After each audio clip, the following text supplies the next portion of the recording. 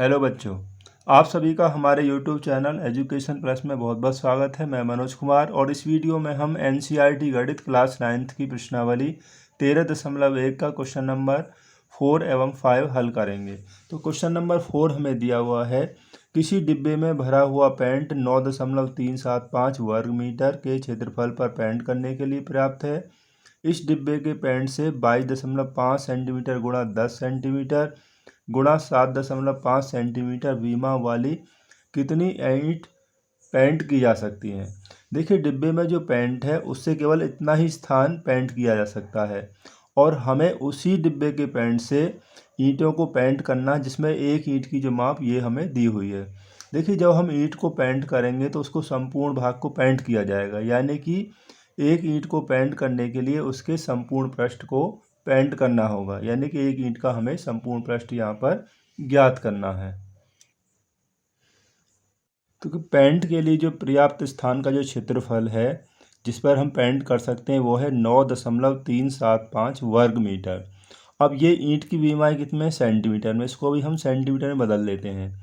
तो 1 मीटर में होते हैं 100 सेंटीमीटर, तो वर्ग मीटर में हो जाएंगे 100 गुणा 100, यानी कि 10,000 वर्ग सेंटीमीटर। तो 10,000 से यहाँ गुणा कर दीजिए, तो गुणा करेंगे तो ये हो जाएगा 7,5, दशमलव के बाद 3 अंक हैं तो 3 जीरो खत्म, 1 जीरो बच जाएगी, इतने वर्ग सेंटीमीटर, यानी कि डिब्बे के उससे इतना स्थान पेंट किया जा सकता है। ठीक है। अब ईंट की जो विमाएँ हैं वो क्या हमें दी हुई, तो एक ईंट की लंबाई 22.5 सेंटीमीटर, चौड़ाई 10 सेंटीमीटर और ऊंचाई है यानी मोटाई 7.5 सेंटीमीटर हमें दी हुई है। तो ईंट के लिए जो एक ईंट को पेंट करने के लिए उसका संपूर्ण पृष्ठ हमें ज्ञात करना होगा। तो संपूर्ण पृष्ठ होता है 2LB plus BH plus HL, क्योंकि ईंट होती है घनाव के आकार की।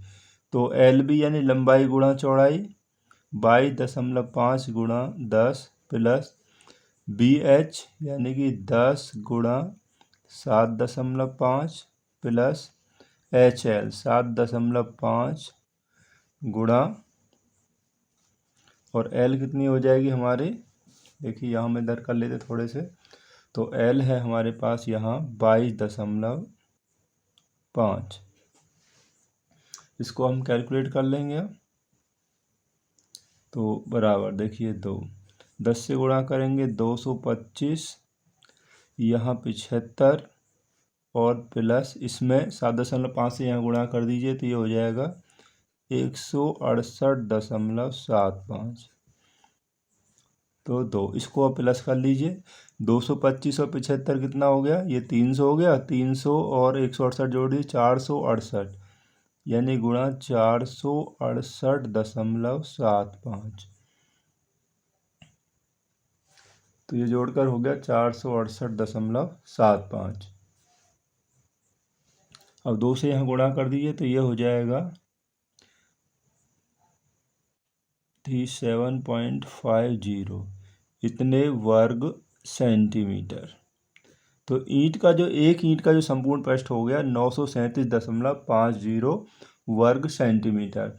अब हमें ईंटों की संख्या ज्ञात करना है, तो ईंटों की संख्या बराबर होगी डिब्बे के पेंट के लिए पर्याप्त स्थान का क्षेत्रफल बटे एक ईंट का संपूर्ण पृष्ठ।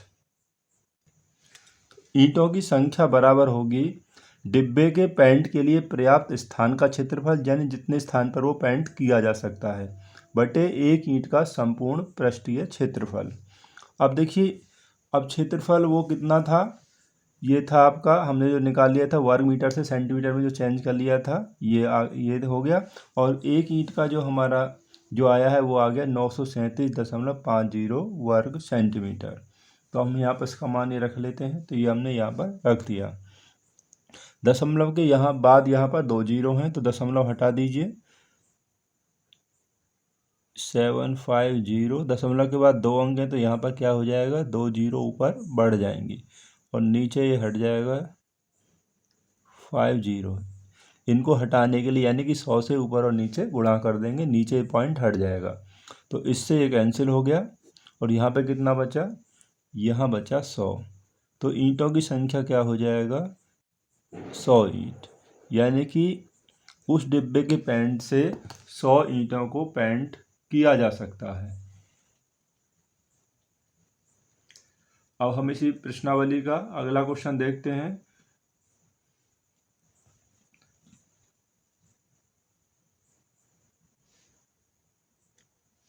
क्वेश्चन नंबर 5 हमें दिया हुआ है, एक घनाकार डिब्बे का एक किनारा 10 सेंटीमीटर लंबाई का है। देखिए जो घन होता है उसकी सभी भुजाएं बराबर होती हैं, तो यहाँ पर इसकी भुजा कितनी है, 10 सेंटीमीटर है।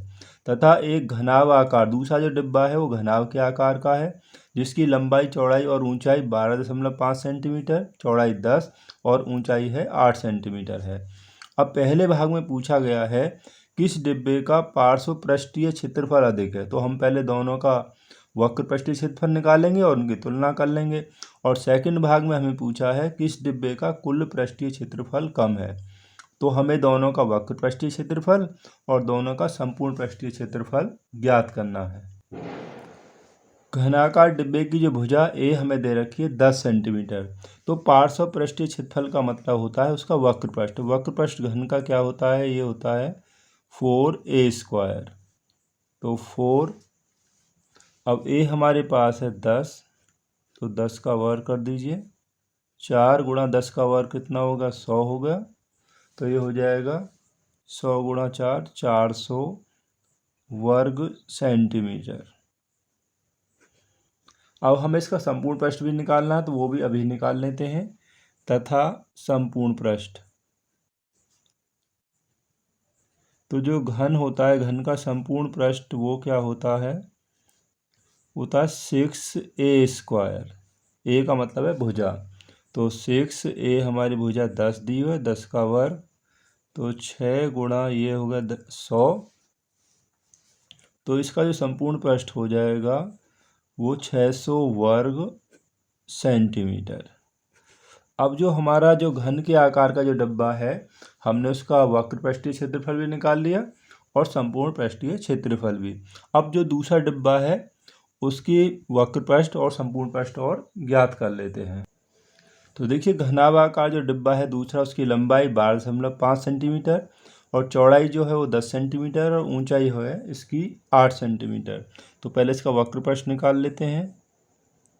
तो इसका वक्र पृष्ठ यानी कि पार्श्व पृष्ठीय क्षेत्रफल, तो घनाभ का जो वक्र पृष्ठ होता है 2l + b × h, ये होता है। तो 2l 12.5 + b 10 और इंटू h है इसकी 8। तो 2 गुणा इसे प्लस करेंगे तो ये हो जाएगा 22.5 गुणा 8। 2 की गुणा 22.5 में करेंगे ये हो जाएगा आपका 45। 45 गुणा 8 हो जाएगा 360। तो 360 वर्ग सेंटीमीटर, ये इसका वक्र पृष्ठ हो गया।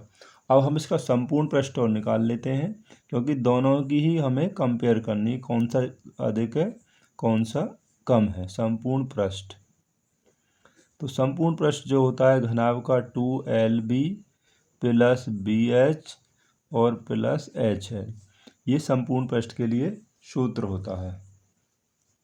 तो 2l हमारे पास 12.5 गुणा b 10 और bh यानी कि चौड़ाई गुणा ऊंचाई 10 गुणा 8 प्लस ऊंचाई गुणा लंबाई 12.5।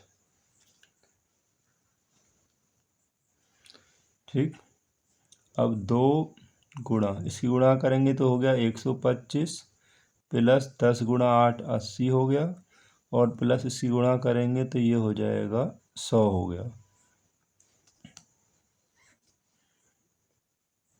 2 गुणा इन्हें प्लस कर लीजिए, प्लस करने पर देखिए ये हो जाएगा 305।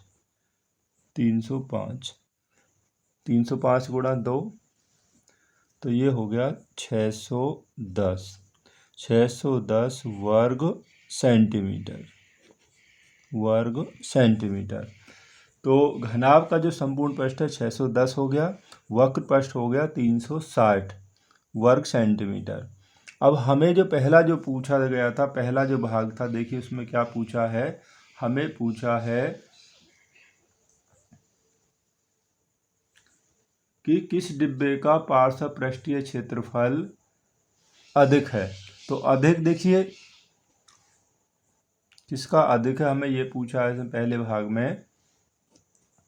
तो घनाभ का जो वक्र पृष्ठ आया पार्श्व पृष्ठीय क्षेत्रफल वो 400 आया है, और जो हमारा जो घनाभ है, घन का तो 400 आया है, घनाभ का आया है 360।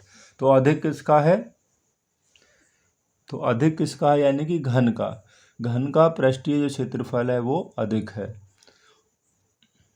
और अब संपूर्ण पृष्ठ की बात करते हैं। देखिए घन का संपूर्ण पृष्ठ 600 है, और घनाभ का जो संपूर्ण पृष्ठ है वो कितना है, 610 है। तो कम किसका है, दूसरे में पूछा ना किसका कम है, तो कम किसका है, घन का। यानी घन का पृष्ठीय क्षेत्रफल तो अधिक है लेकिन संपूर्ण पृष्ठीय क्षेत्रफल कम है।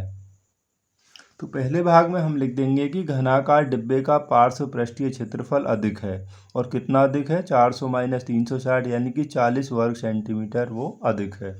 और सेकंड भाग के लिए हो जाएगा कि घनाकार डिब्बे का जो कुल पृष्ठीय क्षेत्रफल है वो कम है। वो कितना कम है, तो 610 में से 600 माइनस कर देंगे, 10 वर्ग सेंटीमीटर। तो इस वीडियो को देखने के लिए बहुत बहुत धन्यवाद। Thanks for watching.